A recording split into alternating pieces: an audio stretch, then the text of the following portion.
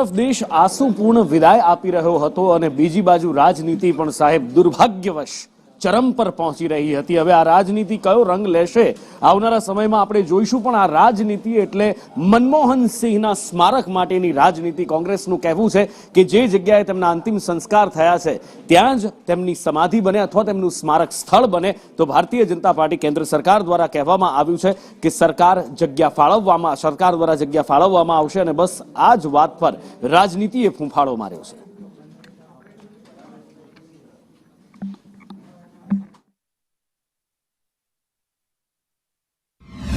यहाँ पे डॉक्टर मनमोहन सिंह की पर्सनैलिटी तो वर्ल्ड वाइज थी, अंतर्राष्ट्रीय स्तर पर उनका एक ऑरा था।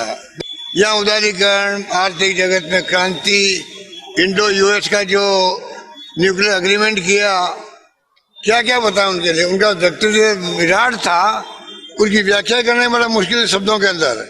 ऐसे व्यक्ति का अगर मान लीजिए ये वर्तमान गवर्नमेंट आगे आकर के खुद ही फैसला करती हम वहां पर दास संस्कार करेंगे अमुक जगह पर स्मारक बनेगा, तो ये विवाद पैदा नहीं होता।